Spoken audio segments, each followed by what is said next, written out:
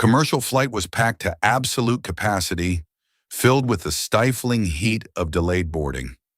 In seat 27B, the dreaded cramped middle seat, sat a single dad in a faded gray sweater, quietly helping his young daughter buckle her frayed safety belt.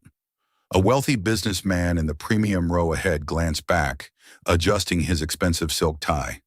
He let out a cruel, condescending chuckle before speaking. "That's not first class, buddy. Try not to kick my seat." The little girl lowered her head in shame, terrified. The plane began to taxi. Then, the overhead intercom chimed loudly. "Will Mr. Daniel Brooks please contact us?" His name was Daniel Brooks, 44 years old, with tired but incredibly kind eyes, calloused hands, and the quiet, unshakable patience of a man who raised a child entirely on his own. He was a single father. His absolute priority in life, the only thing that truly mattered to him, was his 8-year-old daughter, Sophie. Today was a massive day for Sophie. It was her very first time flying on an airplane. She was clutching a worn-out stuffed bear, squeezing it so hard it seemed stretched, her eyes wide with a mixture of intense excitement and terrifying anxiety as she looked around the crowded, noisy aluminum tube. The air smelled strongly of cheap, burnt airline coffee and the nervous sweat of 300 strangers packed too closely together. Daniel wasn't a corporate executive. He didn't wear a custom-tailored Italian suit, and there was no $10,000 Rolex strapped to his wrist. He was wearing a simple, faded gray sweater, comfortable dark jeans, and scuffed work boots. Because of a last-minute family emergency that required them to fly across the country immediately, Daniel had completely drained his sparse savings account to buy these tickets just 24 hours before departure. The flight was completely overbooked.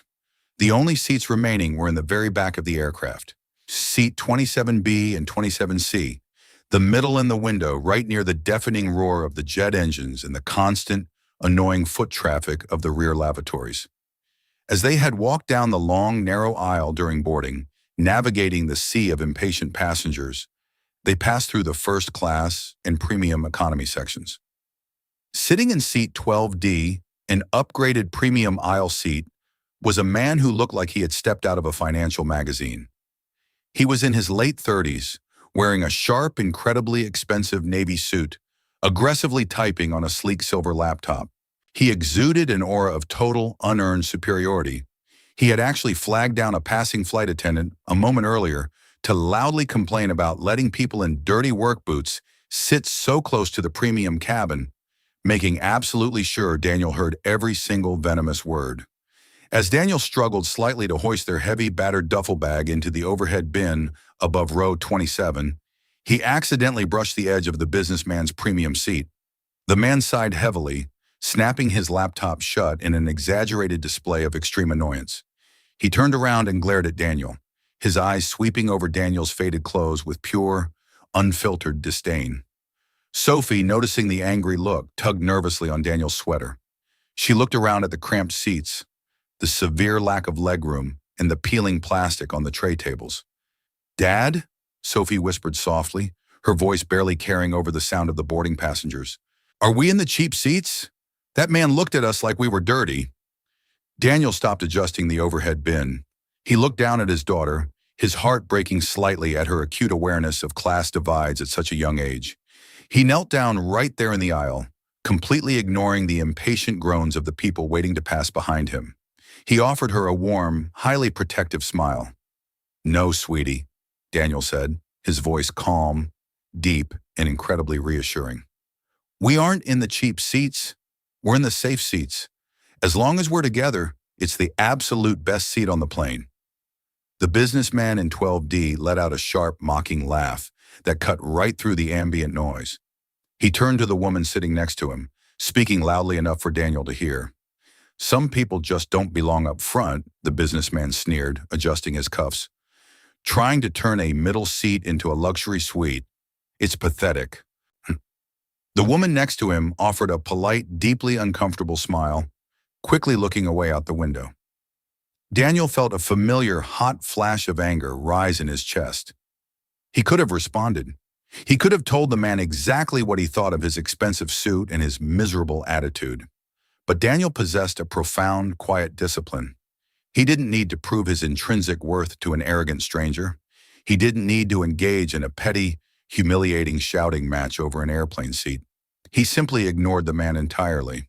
He stood up, gently guided Sophie into her window seat, and squeezed his large frame into the cramped middle seat of 27B. He focused entirely on his daughter, showing her how the seatbelt buckled, explaining how the tray table worked, and actively distracting her from the cruelty of the adult world. The heavy cabin doors were closed and cross-checked. The massive jet engines roared to life, violently vibrating through the floorboards. The plane taxied, accelerated down the runway, and lifted smoothly into the gray, overcast sky. For the first 30 minutes, the flight was completely normal. The seatbelt sign dinged off. The flight attendants began to roll their heavy metal drink carts down the narrow aisle. The arrogant businessman up front put his noise-canceling headphones on, entirely dismissing the existence of the man in 27B. Nobody paid any attention to the quiet single dad reading a coloring book with his daughter, until the overhead intercom violently broke the silence. The aircraft had reached its cruising altitude of 35,000 feet. The ambient drone of the engines was a steady, hypnotic hum. Passengers were dozing off, reading books, or staring blankly at the glowing seatback screens. Suddenly, the entertainment system paused.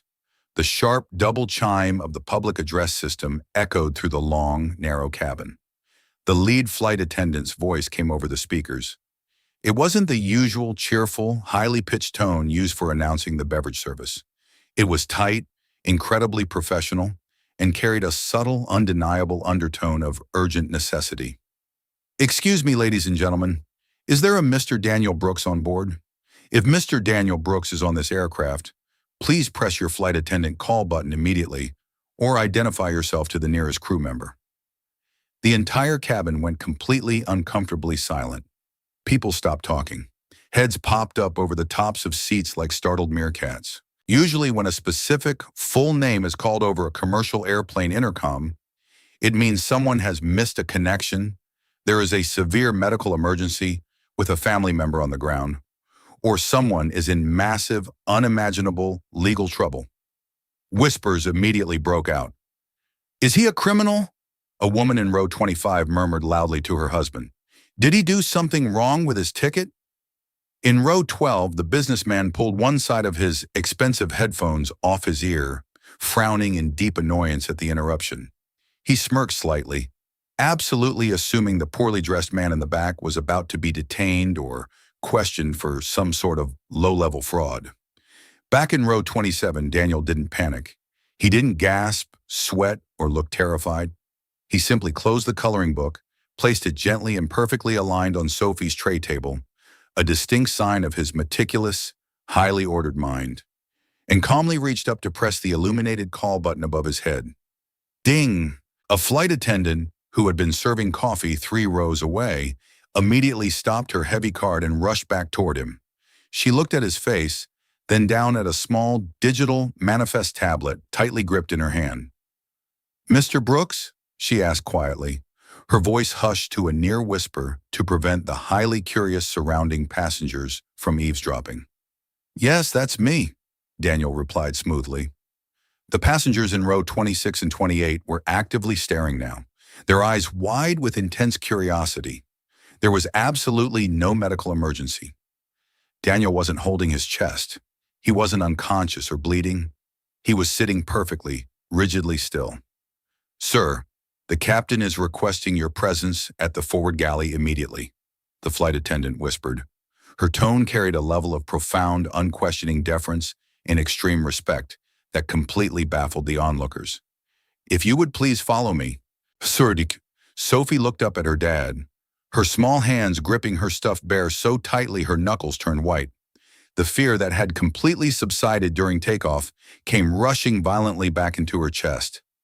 "Dad?" Sophie asked, her voice trembling, heavy tears threatening to spill over her eyelashes. "Are you in trouble? Did you do something wrong because of our tickets?"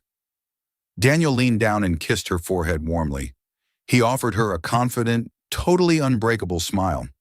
"No, sweetie, I'm not in trouble at all. I just have to go help the pilot with a quick question. I'll be right back. Eat your pretzels for me." He unbuckled his seatbelt and squeezed past the passenger in the aisle seat. He began the long, highly scrutinized walk up the narrow aisle toward the absolute front of the aircraft. As he walked past row 12, the arrogant businessman looked up from his spreadsheet. He recognized the faded gray sweater immediately.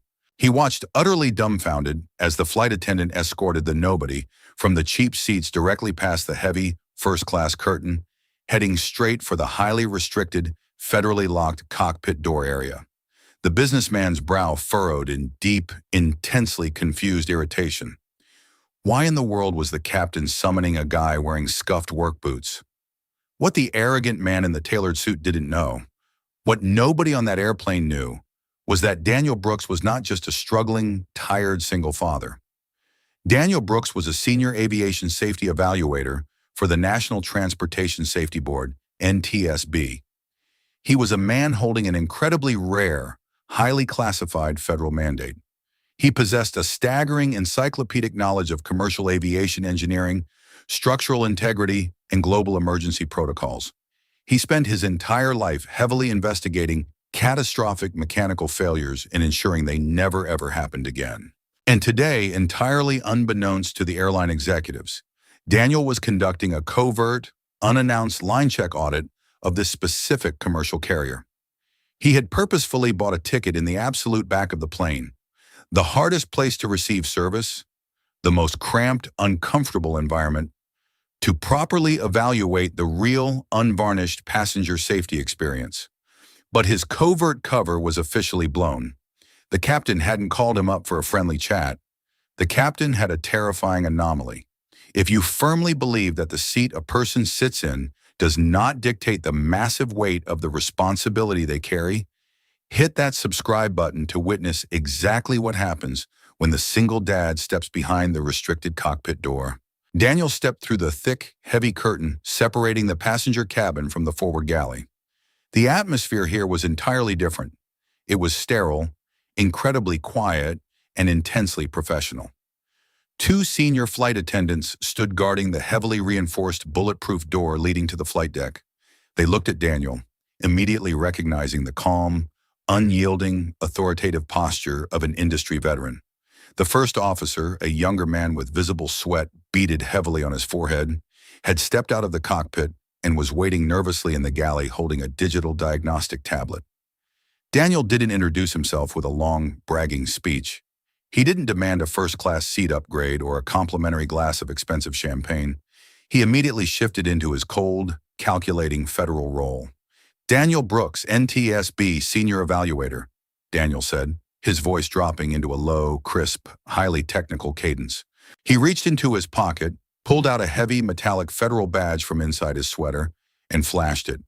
The sheer weight of that badge commanded absolute silence. "You pinged my name on the manifest. What's the anomaly?" The first officer exhaled a sharp, shaky breath of pure relief. "Sir, we have a minor, uncommanded fluctuation in the secondary cabin pressure outflow valve. It's not throwing a critical red warning yet, but the digital sensor is indicating a slow, continuous bleed of 0.2 ps every 10 minutes. It's highly unusual for this specific altitude." Daniel's eyes narrowed instantly. He didn't panic. He didn't gasp. He processed the raw data with the terrifying speed of a supercomputer. A 0.2 psi bleed wasn't a catastrophic, explosive decompression. It wouldn't suck passengers out of the windows or drop the yellow oxygen masks immediately. But if left entirely unchecked, and if the primary system failed, it could slowly, silently starve the entire cabin of oxygen over the next 3 hours, leading directly to hypoxia, the absolute silent killer of the skies. Daniel didn't barge into the cockpit to grab the control yoke like a Hollywood action hero. He wasn't a pilot, he was a federal evaluator. His job was to ensure the flight crew executed the exact, rigorous safety protocols designed by engineers to keep 300 people alive. "The 0.2 psi bleed is localized to the aft pressure bulkhead sensor array?" Daniel asked sharply, verifying the precise location. "Yes, sir. We've switched from Auto 1 to Auto 2 on the pressure controller. The bleed hasn't stopped. We are preparing to switch to manual override. Show me your quick reference handbook, QRH logs, Daniel ordered, stepping closer to the glowing tablet. For the next 15 grueling, intensely focused minutes, Daniel stood in the narrow galley, completely isolated from the oblivious passengers sipping tomato juice just a few feet away. He meticulously, surgically reviewed the digital telemetry data. He cross-referenced the sensor readings with the physical altitude of the aircraft. He grilled the sweating first officer on their exact emergency descent parameters, their nearest viable diversion airports, and their manual outflow valve procedures. He was actively auditing their minds. He was testing their absolute readiness to handle a disaster. Human lives rely on mathematical absolutes, not highly likely guesses. The sensor is a known faulty batch on this specific airframe model, Daniel finally concluded, his voice an absolute bedrock of calm, terrifying authority. It is highly likely a digital ghost, a false positive. However, standard federal operating procedure dictates zero assumptions when it comes to cabin pressure. He looked the first officer dead in the eye. You will execute the manual override on the outflow valve immediately. You will lock it at the current altitude pressure setting. Do not attempt to rely on the auto sensors for the remainder of this flight. If the physical cabin altimeter drops by another 500 feet, you will declare a full emergency and initiate a rapid descent to 10,000 feet. Am I entirely clear, officer? Crystal clear, sir. The first officer nodded, his respect for the man in the faded sweater absolute and unwavering. Executing manual override now. Thank you, Mr. Brooks. Daniel nodded once. His job was done. The protocol was violently enforced. The passengers were safe. He turned around and pushed back through the heavy curtain.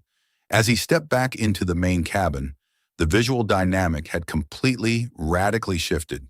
The passengers had spent the last 15 minutes wondering what terrifying dark secret the man in the gray sweater held. As Daniel walked slowly back down the long aisle, every single eye tracked him. The heavy whispers followed his footsteps like a wave. He reached row 12. The arrogant businessman in the navy suit had completely put his laptop away. He was staring intensely at Daniel with a mixture of profound confusion and deep, undeniable intimidation. The man who he had called pathetic had just spent 15 minutes consulting privately with the pilots, while the rest of them sat helplessly strapped into their seats. Daniel didn't look at the businessman. He didn't offer a smug smile. He completely ignored him. He reached row 27. He squeezed back into his cramped middle seat, buckling his belt. Sophie looked up at him, her eyes shining with immense, uncontainable pride. She didn't know what he had done, but she knew he was highly important. "Did you fix it, Dad?" she whispered loudly. Daniel smiled, wrapping his large arm around her small shoulders, pulling her close. "The pilots fixed it, sweetie," Daniel replied softly. "I just made sure they read the instructions right. Eat your pretzels." The woman sitting in the aisle seat, who had previously been ignoring them, leaned over slightly. She physically moved her large designer purse out of the way to give Daniel more legroom. An unspoken, desperate apology. Her voice was incredibly respectful. "Is everything all right up there, sir?" Daniel looked at her, his expression warm and entirely professional. "Everything is perfectly fine, ma'am. We are having a very safe flight." He leaned his head back against the cheap, uncomfortable headrest. He didn't care about the severe lack of legroom.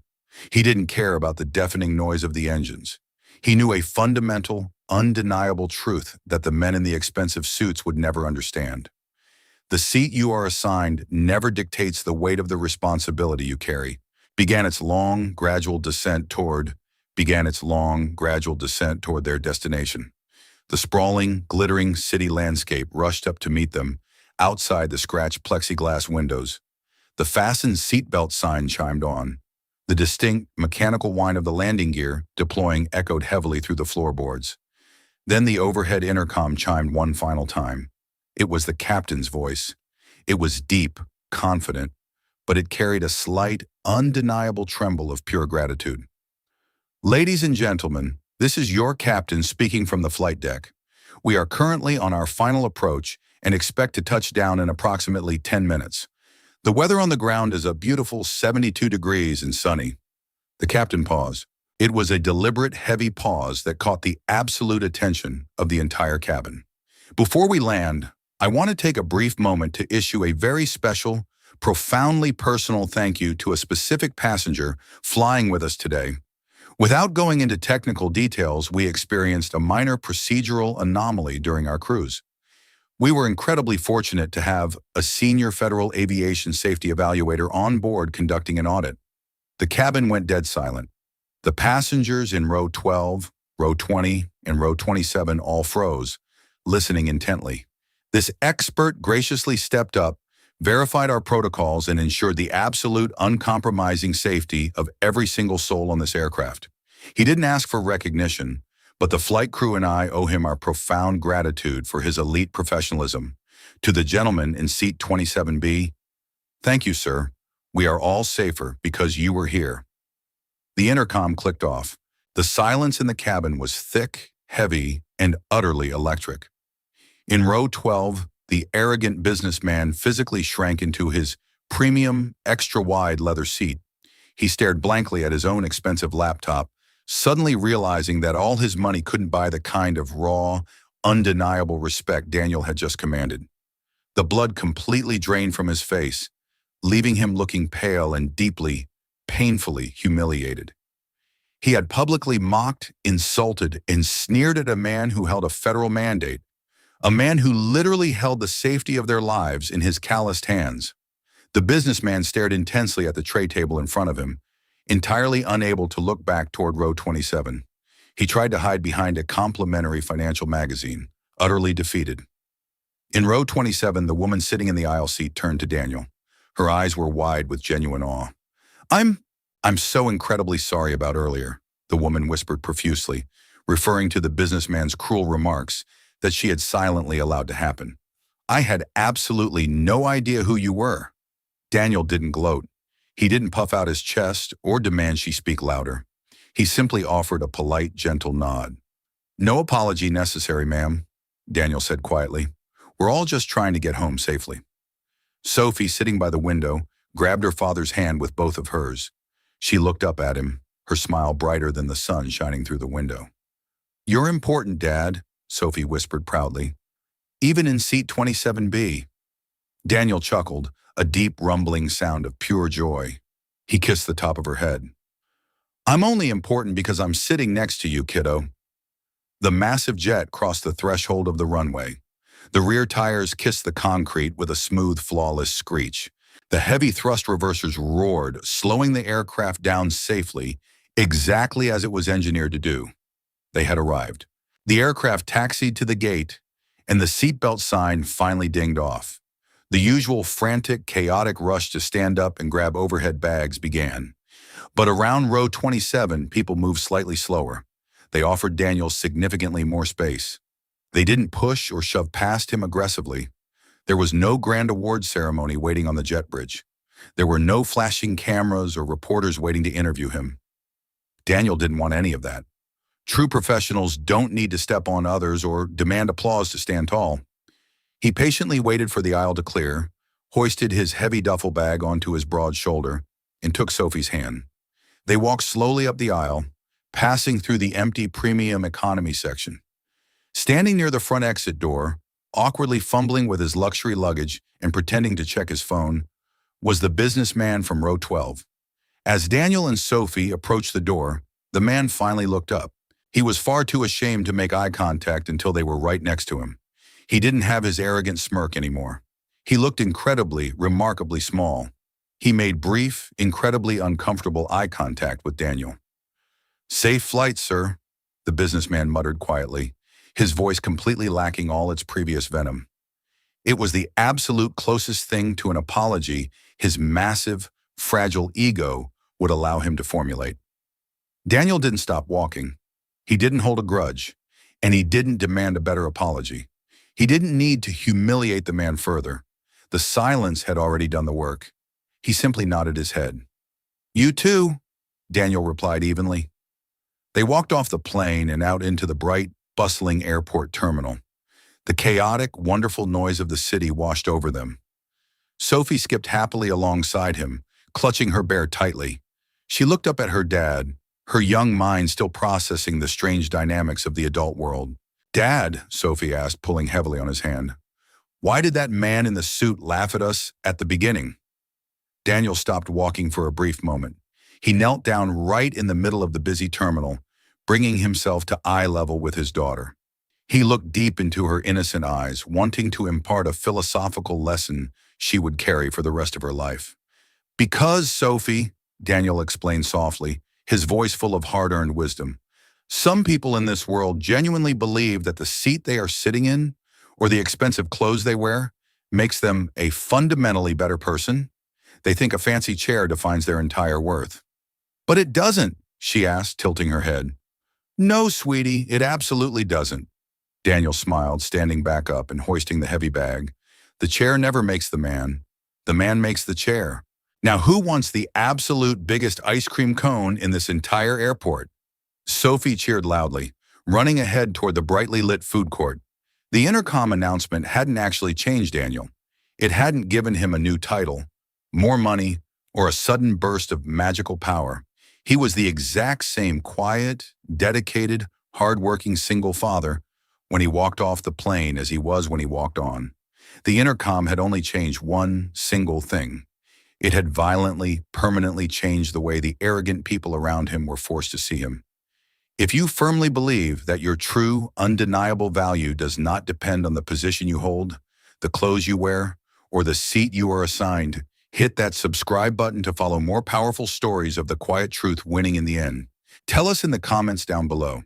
Have you ever been severely judged, mocked, or underestimated solely because of your appearance or your circumstances?